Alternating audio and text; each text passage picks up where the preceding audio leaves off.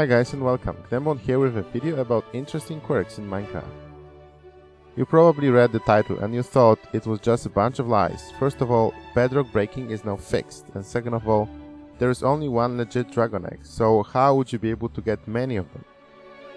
So a few days ago I have seen a video by Redstone Spire who showed that dropping an egg, which is affected by gravity more or less like sand is, when dropped in a lazy chunk replaces a block it would land on if this was a regular entity processing chunk. If you want a good explanation how all of it works, I recommend you to watch latest episode of Panda's Let's Play and Spire's video about dropping items in lazy chunks. Links are in the description. There is one problem with it. There is only one egg and it needs to be dropped in a lazy chunk, which means the player would need to run back and forth, possibly a couple hundred blocks, to remove only one bedrock at a time, because you need to replace the egg and reset the device. Also, by playing with this egg, you are in risk of losing it when you touch it and it teleports to some random location. You will probably eventually find it, but it might take you a long time to dig through rocks to get to it.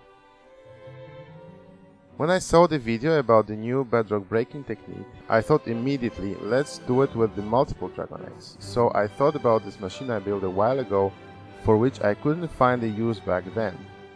This is an extended version of the duplication farm I showed a while ago when tried to find the conditions when duplication occurs, and built a minimum farm that can reproduce this behavior.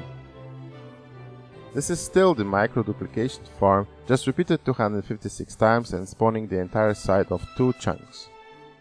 It is a tileable design, 1 wide, 2 blocks high and a few blocks deep, which mainly consists of 2 hoppers pointing into each other that we placed in 2 different chunks, and another hopper below, which is now locked, to collect items after it's all done. There's also a rail on the last remaining air block for a chest minecart that primes the system at the beginning. So I was struggling to find a use for this farm. You might be saying, but you could be using it to get anything, beacons, diamonds, even sponges, but those blocks can be obtained in a legitimate way, which is much more fun than just duping items, and using it for general stuff would simply break the game. However, an item that is quite unique and not possible to obtain in large quantities in survival, but also have no uses in the game, I mean there are only a few people that found a use for these, but not many, are dragon eggs. And now with the new bedrock breaking bug, we may actually put them to work. Slight reminder here, I am breaking the bedrock here for no particular reason. If I had one, I would possibly refrain of doing it, since there are legit ways of getting through the bedrock, like the use of minecarts on activator raids. Here I just wanted to test how a duplication farm can help me achieve a useless but very interesting from a research perspective goal. So last time we noticed that this bug is the most prevalent on the chunk borders and only in lazy chunks, when the server is forced to load and unload those lazy chunks by having player moving frequently across the chunk border. So in this case, the server view distance is set to 12 chunks. So if a player sits in this minecart, he alternates between these 2 green chunks that are in the center chunks of the terrain around the player. What follows those center chunks are 10 active entity processing chunks, and they are followed by a layer of 2 chunks that do not process entities, called lazy chunks. And that's where sand falls differently, dragon eggs replace blocks they land on, and where duplication happens. The black chunks are unloaded chunks, at least not loaded by the player, but they still become loaded because of the Redstone updates. After building this 256 slots micro duplication farm, I ran detailed but not scientific tests where it would be the best to locate such a farm. And I found that the duplication happens where the pink and magenta markings are, so where chunks switch between lazy and unloaded. The black chunks are not loaded by the player, only by the hoppers in the farm. The game tries to unload them periodically, since there is no player that loads them directly. And that's probably when the duplication occurs, when hoppers are pushing items into chunks that are being unloaded. The farm is capable of producing about a double chest of items per hour. which is about 3400 items of any type. I also figured out that you actually don't need to be moving. If the player is AFK so that half of the farm is loaded by the player and half is on the unloaded area, the hoppers will be loading the other chunk and the game will be periodically unloading it because there is no player that loads it. What I also found that if we want to duplicate a single item, it is a little bit more tricky. Hoppers, if there is only one active pair, are not that eager to duplicate items. You may actually need to wait quite some time for a single egg to get duplicated. The way to elevate this issue is to fill some other hopper pairs with other useless items like cobble. The presence of other hoppers seems to help others get confused with what they do and duplicate items. Second, the duplication on a single cell level is also very unreliable. After 10 minutes of AFKing, you may get no duplication or 5 or 6 extra items. It seems that if the hopper hit the proper conditions of duplication, it is likely to happen multiple times in a row. So at the start, I would recommend checking often, like every 5 minutes, and once the number of eggs build up, collect them and reprime the farm so even more cells can duplicate the eggs.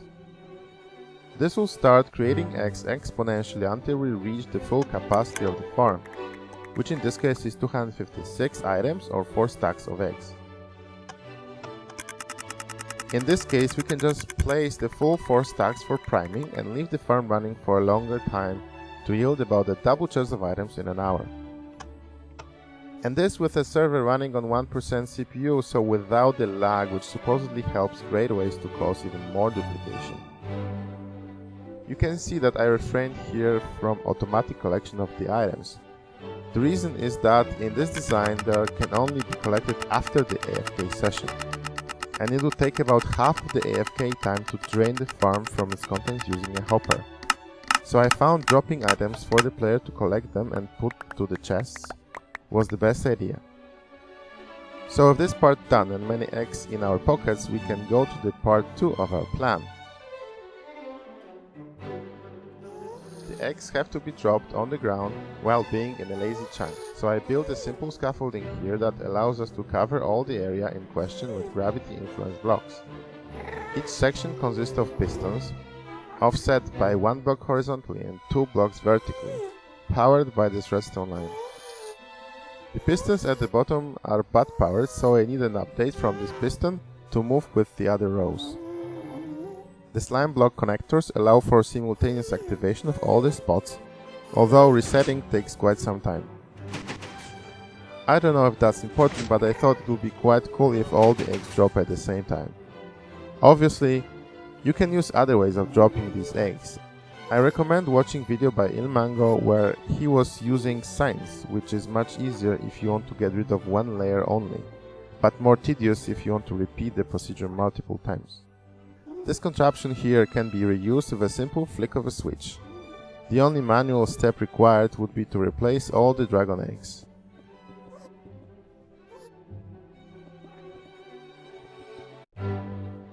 Once all the eggs are placed, we can go back to the switch and drop them all from the distance.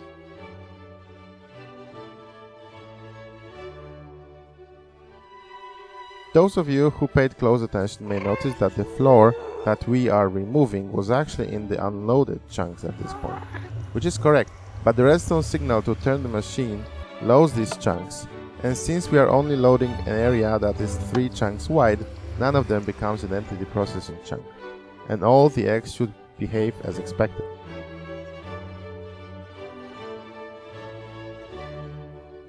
When we arrive at the location, we can either blow the eggs up as a dirty but easy way of removing the eggs, but I prefer to be more systematic with it. For the other approach, we need to remove one egg in the middle, put the piston sideways, remove the other one, place pistons this way,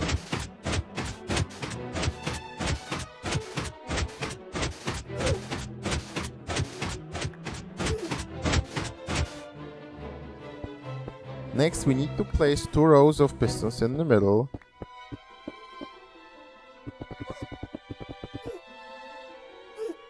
and with the help of sand drop the other eggs.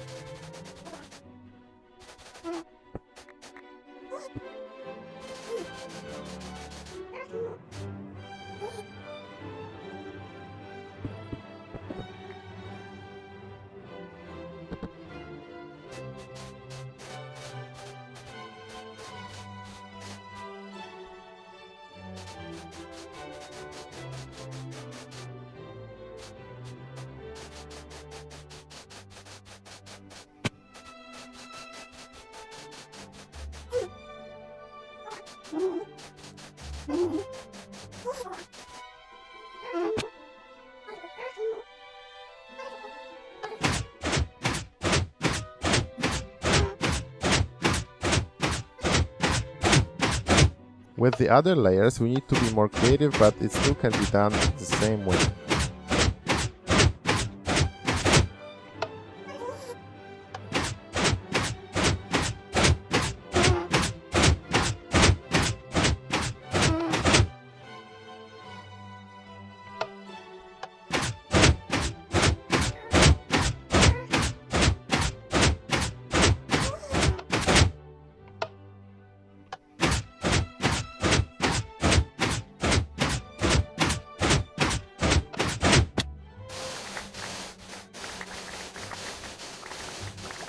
And that's how we can make a giant hole in the bedrock.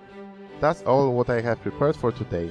Thank you guys for watching. If you liked it, please subscribe, leave a like and leave a comment down in the comment area and share with others. See you in the next one. Bye bye.